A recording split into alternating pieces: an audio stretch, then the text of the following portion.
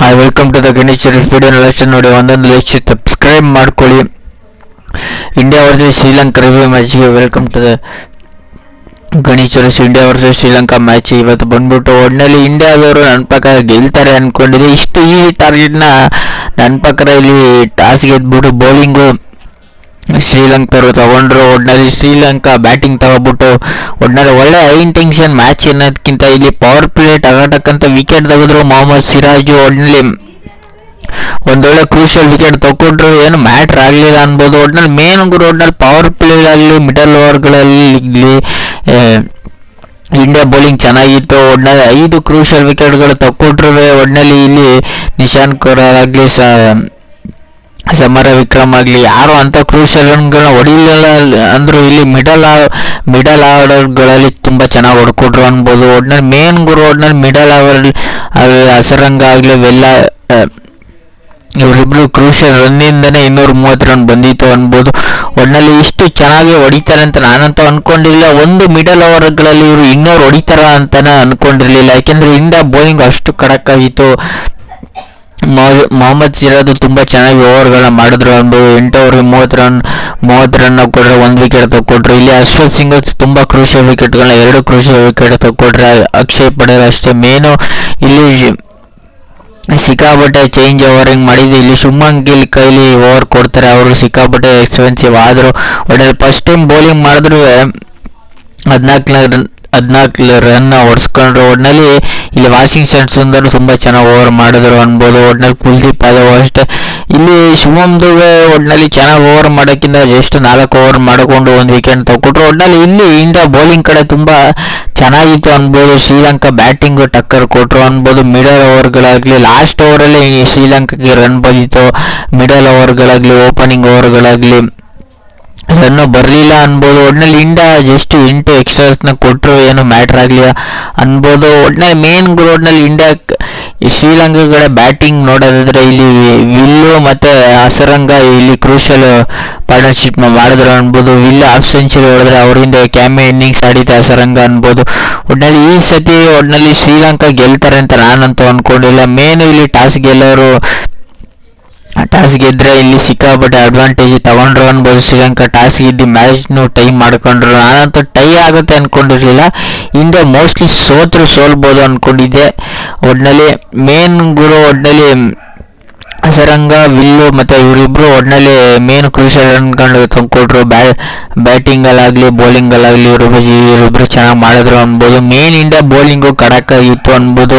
ಒಟ್ಟಿನಲ್ಲಿ ಇವರೆಲ್ಲ ಇಷ್ಟೆಲ್ಲ ಮಾಡಿದ್ರು ಒಂದು 230ನ ಇಂಡಿಯಾದವರು ಶ್ರೀಲಂಕಾದವರು ಇಂಡಿಯಾಗೆ ಚೇಂಜ್ ಮಾಡಕ್ಕೆ ಕೊಟ್ಟರು. 8 ವಿಕೆಟ್ ಲಾಸ್ ಮಾಡಿಕೊಂಡು ಅದನ್ನು ಚೇಂಜ್ ಮಾಡಕ್ಕೆ ಬಂದವರು. ಒಟ್ಟಿನಲ್ಲಿ ಇಂಡಿಯಾ ಅದನ್ನ ಚೇಂಜ್ ಮಾಡಕ್ ಬಂದವರು ಅಂತ ಓಪನಿಂಗ್ ಸ್ಟಾರ್ಟ್ ಚೆನ್ನಾಗಿ ಸಿಕ್ತು ಅನ್ಬೋದು. Rohit Sharma Shubman Gill next level aggressive ಆಟನ ರೋಹಿತ್ ಶರ್ಮಾ T20 ಆಡ್ದಂಗೆ ODIಲಿ ಆಡಿದ್ರು ಅನ್ಬೋದು. ಒಟ್ಟಿನಲ್ಲಿ ರೋಹಿತ್ ಶರ್ಮಾ ಹಾಫ್ ಸೆಂಚುರಿ ಮಾಡ್ಕೊಂಡ್ರು. ಒಟ್ಟಿನಲ್ಲಿ 3 6 7 4 ಹೊಟ್ರು. ಒಟ್ಟಿನಲ್ಲಿ ಇಂಡಿಯಾ ಏನು ಒಟ್ಟಿನಲ್ಲಿ ಒಂದು ಟೈಮಲ್ಲಿ ಇಂಡಿಯಾ ಆರಾಮಾಗಿ ಗೆಲ್ತಿರ್ಬೋದು. ರೋಹಿತ್ ಶರ್ಮನ್ ಎಷ್ಟು ಚೆನ್ನಾಗಿ ಹೊಡ್ತಾರೆ, 47 ಬಾಲ್ 58 ಹೊಡೆದವ್ರೆ.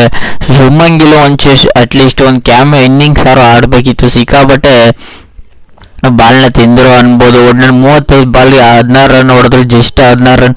ಒಟ್ಟಿನಲ್ಲಿ 13 ಓವರ್ ತನಕ ಇಂಡಿಯಾ ಕಡೆನೇ ವಾಲಿತ್ತು ಅನ್ಬೋದು. 13ನೇ ಓವರ್ ಆದ ತಕ್ಷಣ 75 ರನ್ಗೆ 1 ವಿಕೆಟ್ ಕಳ್ಕೊಂಡು ಒಟ್ಟಿನಲ್ಲಿ ರೋಹಿತ್ ಶರ್ಮಾ ಅವರಿಂದನೇ ಇಬ್ಬರು ಒಂದೇ ಸತಿಗೆ ಔಟ್ ಆದರು ಅನ್ಬೋದು. ರೋಹಿತ್ ಶರ್ಮಾ ಶುಭ್ಮನ್ ಗಿಲ್ ಅವರಿಂದ ಒಟ್ಟಿನಲ್ಲಿ ವಿರಾಟ್ ಕೊಹ್ಲಿ ರೋಹಿತ್ ಶರ್ಮಾ ಒಟ್ಟಿನಲ್ಲಿ ವಿರಾಟ್ ಕೊಹ್ಲಿಗಿಂತ ಒಟ್ಟಿನಲ್ಲಿ ವಿರಾಟ್ ಕೊಹ್ಲಿ ಚೆನ್ನಾಗಿ ಆಡಿದ್ರು ಅನ್ಬೋದು. ಒಟ್ಟಿನಲ್ಲಿ ಒಂದೊಳ್ಳೆ ಕ್ಯಾಮೆ ಇನ್ನಿಂಗ್ಸ್ ಆಡಿದ್ರು ಅನ್ನೋದಕ್ಕಿಂತ ಕ್ಯಾಮೆ ಇನ್ನಿಂಗ್ಸ್ ಆಡಿದ್ರು. ಒಟ್ಟಿನಲ್ಲಿ ಶ್ರೇಯಸ್ ಅಯ್ಯರ್ ಅಷ್ಟೇ. ಇಲ್ಲಿ ಏನು ಚೇಂಜಸ್ ಮಾಡಿದ್ರು ನನ್ನ ಪ್ರಕಾರ ಇಲ್ಲಿ 4ನೇ ಬ್ಯಾಟ್ಸ್ಮನ್ ಆಗಿ ರಾಹುಲ್ ಇಲ್ಲ ಅಕ್ಷಯ್ ಪಟೇಲು ಶ್ರೇಯಸ್ ಅಯ್ಯರ್ ಬರ್ತಾರೆ ಅಂದ್ಕೊಂಡಿದ್ದೆ. ಇಲ್ಲಿ ಒಂದು ಚೇಂಜಸ್ ಮಾಡಿದ್ದು ನಮ್ಮ ಗಂಭೀರ್ ಅವರು ಅನ್ಬೋದು. ಒಟ್ಟಿನಲ್ಲಿ ವಾಷಿಂಗ್ಟನ್ ಸುಂದರ್ನ ಬಂದರು. ಅವ್ರು ಏನು ಬೇಗನೆ ಔಟ್ ಆಗ್ಬಿಟ್ರು ಅನ್ಬೋದು. ಇಲ್ಲಿ ಬಾಲ್ ಟು ಬಾಲ್ ಅನ್ಕೊಂಡು ಜಸ್ಟ್ 5 ರನ್ಗೆ ಔಟ್ ಆದರು. ಒಟ್ಟಿನಲ್ಲಿ ಮೇನ್ ಒಟ್ಟಿನಲ್ಲಿ ಬರೀ ಒಂದು 4 ಹೊಡ್ಕೊಂಡು ವಾಷಿಂಗ್ಟನ್ ಸುಂದರ್ ಔಟ್ ಆದರು. ಅವರಿಂದ ಶ್ರೇಯಸ್ ಅಯ್ಯರ್ ಮೇನು ಇಲ್ಲಿ ಕ್ರೂಷಿಯಲ್ ರನ್ ಆಗಿದ್ದೆ. ವಿರಾಟ್ ಕೊಹ್ಲಿ ಶ್ರೇಯಸ್ ಅಯ್ಯರ್ ಕ್ಯಾಮೆ ಇನ್ನಿಂಗ್ಸ್ ಆಡಿದ್ರು. ಅವರಿಬ್ಬರು 30-30 ಪಾರ್ಟ್ನರ್ಶಿಪ್ ಚೆನ್ನಾಗಿತ್ತು ಅನ್ಬೋದು. ಒಟ್ಟಿನಲ್ಲಿ ಮೇನ್ ಗುರು ಇಲ್ಲಿ ರೋಹಿತ್ ಶರ್ಮಾ ಶಿವಮೊಗ್ಗಿಲ್ ಔಟ್ ಆದಂಗೆ ಅವರಿಂದ ಅಂತ ಎಲ್ಲ ಬರೀ ಕೆಮ್ಮಿಗೆ ಆಡ್ಕೊಂಡು ಚಿಕ್ಕ ಕರೆಂಟ್ ವಿಷಯನ ಮಾಡ್ಕೊಂಡು ಒಟ್ಟಿನಲ್ಲಿ 15 16ನೇ ಓವರ್ 20 ಮಿಡಲ್ ಓವರ್ಗಳಲ್ಲಿ ಅಂತ ರನ್ಗಳು ಇಂಡಿಯಾ ಕಡೆ ಬಂದ್ರೆ ಒಟ್ಟಿನಲ್ಲಿ ಇಲ್ಲಿ ಏನೋ ಒಂದು ಕೊರತೆ ಆಗಿದೆ. ಒಟ್ಟಿನಲ್ಲಿ ವಿರಾಟ್ ಕೊಹ್ಲಿ ಇನ್ನೂ ಅಗ್ರೆಸಿವ್ ಇಂಟೆಂಟ್ ಇರಬೇಕಿತ್ತು. ರಾಹುಲ್ ಆಗಲಿ ಒಟ್ಟಿನಲ್ಲಿ ಇವರಿಬ್ರು ಔಟ್ ಆದಂಗೆ ರಾಹುಲ್ ಅಕ್ಷಯ್ ಪಟೇಲ್ ಒಂದು ಬಿಗ್ ಕಾಂಟ್ರಿಬ್ಯೂಷನ್ ಅನ್ಬೋದು. 50 ಪಾರ್ಟ್ನರ್ಶಿಪ್ ಒಟ್ಟಿನಲ್ಲಿ ಇವರಿಬ್ರು ಬರೀ ಇನ್ನಿಂಗ್ಸ್ ಆಡೋರು. ನನ್ನ ಪ್ರಕಾರ ಇಲ್ಲಿ ಅಕ್ಷಯ್ ಪಟೇಲ್ ನಾನು ಅನ್ಕೊಂಡಿದ್ದೆ ಅಟ್ಲೀಸ್ಟ್ ರಾಹುಲ್ ಅವರು ಲಾಸ್ಟ್ ಯಾರು ಇಲ್ಲಿ ಇಷ್ಟು ಜನದಲ್ಲಿ ಲಾಸ್ಟ್ ಅವ್ರಿಗೆ ಯಾರು ಇದ್ದಿದ್ರೆ ಮ್ಯಾಚ್ ಟೈ ಆಗೋ ಚಾನ್ಸಸ್ ಇರಲಿಲ್ಲ ಅನ್ಬೋದು. ಒಟ್ಟಿನಲ್ಲಿ ಇವರಿಬ್ರು ಏನಾದ್ರು ಕ್ಯಾಪಲ್ಲಿ ರಾಹುಲ್ ಮತ್ತು ಅಕ್ಷಯ್ ಪಟೇಲ್ ಇನ್ನಿಂಗ್ಸ್ ಆಡದೆ ಏನಾದ್ರು ಔಟ್ ಆಗ್ಬಿಟ್ಟಿದ್ರೆ ಇಂಡಿಯಾ ಇನ್ನೂ ಕ್ರೂಷಿಯಲ್ ಆಗೋ ಮೂಮೆಂಟ್ ಇರ್ತಿತ್ತು. ಒಟ್ಟಿನಲ್ಲಿ ಮೇನ್ ಗುರು ಒಟ್ಟಿನಲ್ಲಿ ಇವರಿಬ್ರು ಔಟ್ ಆಗೋ ಮೂಮೆಂಟಲ್ಲಿ 189 ಇದ್ರು. ಒಟ್ಟಿನಲ್ಲಿ ನಾನು ಇಲ್ಲಿನೇ ಇದೇನು ಗುರು ಬಾಲ್ ಟು ಬಾಲ್ ರನ್ ಇತ್ತು, ಆರಾಮಾಗಿ ಬಾಲು ಕಡಿಮೆ ಇತ್ತು. ಒಟ್ಟಿನಲ್ಲಿ ಇಂಡಿಯಾ ಆರಾಮಾಗಿ ಗೆಲ್ತಾರೆ ಅನ್ಕೊಂಡಿದ್ದೆ. ಒಟ್ಟಿನಲ್ಲಿ ಇವರಿಬ್ರು ಔಟ್ ಆದಂಗೆ ಒಂಚೂರು ಸ್ಟ್ರಗಲ್ ಆಯಿತು ಅನ್ಬೋದು. ಒಟ್ಟಿನಲ್ಲಿ ಶಿವಮ್ ದುಬೆ ಅಕ್ಷಯ್ ಪಟೇಲು ಒಟ್ಟಿನಲ್ಲಿ ಇನ್ನಿಂಗ್ಸ್ ತಿರ್ಗಾ ಸ್ಟಾರ್ಟ್ ಆಯಿತು ಅನ್ಬೋದು. ಶಿವಮ್ ದುಬೆ ಬಂದಂಗೆ ರಾಪಾಡಿಸ್ರು ಅನ್ಬೋದು. ಒಟ್ಟಿನಲ್ಲಿ 1 6 ಹೊಡೆದು 2 4 ಹೊಡೆದ್ರೆ ನಾನು ಹಿಂಗೆ ಬಿಡು ಗೆಲ್ತಾರೆ ಅನ್ಕೊಂಡಿದ್ದೆ. ಒಟ್ಟಿನಲ್ಲಿ ಶಿವಮ್ ದುಬೆ ಇರೋ ತನಕ ಒಂದು ಹೋಪ್ ಇತ್ತು ಅನ್ಬೋದು. ಒಟ್ಟಿನಲ್ಲಿ ಇಲ್ಲಿ ಮೇನ್ ಬ್ಯಾಟ್ಸ್ಮನ್ಗಳು ಎಲ್ಲರೂ ಇನ್ನಿಂಗ್ಸ್ ಆಡಿ ಎಲ್ಲರಿಗೂ ಜಾಸ್ತಿ ರನ್ ನೋಡಿದ್ರೆ ಇಲ್ಲಿ ರೋಹಿತ್ ಶರ್ಮಾ ಬಿಟ್ಟರೆ ಬಂದರೆಲ್ಲ ಬರೀ ಇನ್ನಿಂಗ್ಸ್ ಆಡಿ ಪಾರ್ಟ್ನರ್ಶಿಪ್ ಆಯಿತು ಅನ್ಬೋದು. ಒಟ್ಟಿನಲ್ಲಿ ಲಾಸ್ಟ್ ಅವರು ಅಟ್ಲೀಸ್ಟ್ ಯಾರು ಇದ್ದಿದ್ರೆ ಗೆಲ್ಲೋ ಮೂಮೆಂಟ್ ಇರ್ತಿತ್ತು.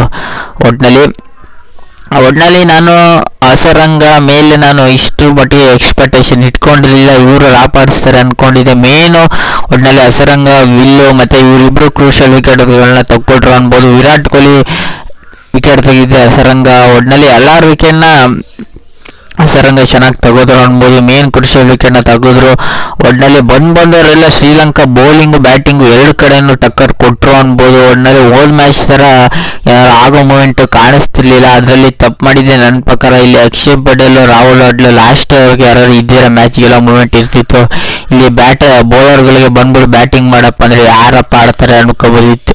ಒಟ್ಟಿನಲ್ಲಿ ಇಂಡಿಯಾ 230ನ ಚೇಂಜ್ ಮಾಡೋಕ್ಕಾಗಲಿಲ್ಲ. 230ಕ್ಕೆ ಟೈಮ್ ಮಾಡಿಕೊಂಡ್ರು. ಮೇನು ಇಲ್ಲಿ ಅಸರಂಗ ವಿಲ್ಲು ಕ್ರೂಷಿಯಲ್ ರನ್ಗಳನ್ನ ಹೊಡೆದುಕೊಂಡು ಒಟ್ಟಿನಲ್ಲಿ ಇಂಡಿಯಾನ ಟೈ ಮಾಡಿಕೊಂಡ್ರು. ನಾನಂತೂ ಟೈ ಆಗಲ್ಲ ಅಂದ್ಕೊಂಡಿದ್ದೆ. ಒಟ್ಟಿನಲ್ಲಿ ಅದೇ ಅಶ್ವಿತ್ ಸಿಂಗ್ ಒಂದು ಮೂಮೆಂಟಲ್ಲಿ ಅಗ್ರೆಸಿವ್ ಇಂಟೆಂಟ್ ಕಾಣಿಸ್ಬಾರ್ದಿತ್ತು. ಒಟ್ಟಿನಲ್ಲಿ ಮೊಹಮ್ಮದ್ ಸಿರಾಜ್ ನಾನು ಔಟ್ ಆಯ್ತಾರೆ ಅಂದ್ಕೊಂಡಿದ್ದೆ. ಮೊಹಮ್ಮದ್ ಸಿರಾಜ್ ಔಟ್ ಆಗಲಿಲ್ಲ. ಹರ್ಷದ್ ಸಿಂಗ್ ಔಟ್ ಆದರು. ಒಟ್ಟಿನಲ್ಲಿ ಕುಲ್ದೀಪ್ ಯಾದವ್ ಬೇಗನೆ ಔಟ್ ಆದರು. ಮೇನ್ ಗುರು ಇಲ್ಲಿ Harshad Singh just ball to ball run ಹೊಡೆದಿದ್ರು. ಇಲ್ಲಿ ಮ್ಯಾಚು ಗೆಲ್ಲೋ ಮೂಮೆಂಟ್ ಇದ್ದಿತ್ತು. ಇವರು ಸಿಗಾಪಟ್ಟೆ ಅಗ್ರೆಸಿವ್ ಇಂಟೆಂಟ್ ಬೇಕಿರಲಿಲ್ಲ ಮೂಮೆಂಟಲ್ಲಿ ಹೊಡಿತಾರೆ. ಬೇಕಾಗಿರೋ ಮೂಮೆಂಟಲ್ಲಿ ಜಸ್ಟ್ 1 ರನ್ ಹೊಡೆದ್ಬಿಟ್ಟು ಔಟ್ ಆಯ್ತಾರೆ ಅನ್ಬೋದಿತ್ತು. ಈಗಲೂ ಹಂಗೆ ಜಸ್ಟ್ 1 ರನ್ ಹೊಡೆದಿದ್ರೆ ಮ್ಯಾಚ್ ಗೆಲ್ಲೋ ಮೂಮೆಂಟ್ ಇರ್ತಿತ್ತು. ಇವರು ಮ್ಯಾಚ್ ಗೆಲ್ಲಿಸಲಿಲ್ಲ. ಒಟ್ಟಿನಲ್ಲಿ ಅಶರಂಗ ಕ್ರೂಷಿಯಲ್ ವಿಕೆಟ್ಗಳನ್ನ ತಕ್ಕೊಂಡು ಒಟ್ಟಿನಲ್ಲಿ 230ನ ಜಸ್ಟ್ 48 ಓವರ್ಗೆ ಆಲ್ಔಟ್ ಮಾಡಿದ್ರು ಅನ್ಬೋದು ಶ್ರೀಲಂಕಾ ಇಂಡಿಯಾದವ್ರನ್ನ. ಒಟ್ಟಿನಲ್ಲಿ 230ನ ಟೈಮ್ ಮಾಡಿಕೊಂಡು ಒಟ್ಟಿನಲ್ಲಿ ಟೈಮ್ ಮ್ಯಾಚ್ ಆಯಿತು. ಇಂಡಿಯಾನೂ ಗೆಲ್ಲಲಿಲ್ಲ, ಶ್ರೀಲಂಕಾನೂ ಗೆಲ್ಲಲಿಲ್ಲ. ಒಟ್ಟಿನಲ್ಲಿ ಶ್ರೀಲಂಕಾಕ್ಕೆ ನೋಡೋದಾದ್ರೆ ಫುಲ್ಲು ಖುಷಿ ಆಯಿತು ಇಂಡಿಯಾ ಗೆಲ್ಲಿಲ್ಲವಲ್ಲ ಗುರು ಅಂತ. ಒಟ್ಟಿನಲ್ಲಿ ಇಂಡಿಯಾ ಗೆಲ್ಲ ಮ್ಯಾಚ್ನ ಸೋತರು, ಈಸಿಯಾಗಿ ಗೆಲ್ಲ ಮ್ಯಾಚ್ನ ಸೋತರು ಅನ್ಬೋದು. ಒಟ್ಟಿನಲ್ಲಿ ನಾನು ಹೇಳಿದ್ದೆ ಇಂಡಿಯಾ ಗೆಲ್ತಾರೆ ಅಂದ್ಕೊಂಡಿದ್ದೆ, ಇಂಡಿಯಾ ಗೆಲ್ಲಿಲ್ಲ. ಒಟ್ಟಿನಲ್ಲಿ ಈಗ ಸೀರೀಸು ಶ್ರೀಲಂಕಾ ವರ್ಸಸ್ ಇಂಡಿಯಾದಲ್ಲಿ ಒಟ್ಟಿನಲ್ಲಿ ಯಾರು ಗೆದ್ರೆ ಒಂಚೂರು ಸಿಕ್ಕಾಬಿಟ್ರೆ ಕ್ರೂಷಿಯಲ್ ಆಗುತ್ತೆ ಅನ್ಬೋದು. 3 ಸೀರೀಸಲ್ಲಿ ಇಂಡಿಯಾ ಅಟ್ಲೀಸ್ಟ್ 2 ಗೆಲ್ಲಬೇಕು. 2ರಲ್ಲಿ 1 ಗೆದ್ರು ಒಟ್ಟಿನಲ್ಲಿ ಟೈ ಸೀರೀಸ್ ಆಗಿಬಿಡುತ್ತೆ. ಈ ನಿಮ್ಗೇನಾದ್ರು ಇಷ್ಟ ಆಗಿದ್ರೆ ಲೈಕ್ ಸಬ್ಸ್ಕ್ರೈಬ್ ಮಾಡ್ಕೊಳ್ಳಿ. ಒಟ್ಟಿನಲ್ಲಿ ಇಂಡಿಯಾ ಶ್ರೀಲಂಕಾ ಮ್ಯಾಚ್ ಏನಪ್ಪ ಆಯಿತು ಅಂದರೆ ಇಂಡಿಯಾ ಟೈ ಆಯಿತು. ಒಟ್ಟಿನಲ್ಲಿ ಲೈಕ್ ಸಬ್ಸ್ಕ್ರೈಬ್ ಮಾಡ್ಕೊಳ್ಳಿ. ಸುಮಾರು ಜನ ಸಬ್ಸ್ಕ್ರೈಬ್ ಮಾಡಿದೆ ನೋಡ್ತಿದ್ದೀರಾ ಗುರು. ಹಂಗೆ ಕೆಳಗಡೆ ಡಿಸ್ಕ್ರಿಪ್ಷನ್ ಲಿಂಕ್ ಇದೆ ಟೆಲಿಗ್ರಾಮ್ ಮತ್ತು ಇನ್ಸ್ಟಾಗ್ರಾಮಲ್ಲಿ.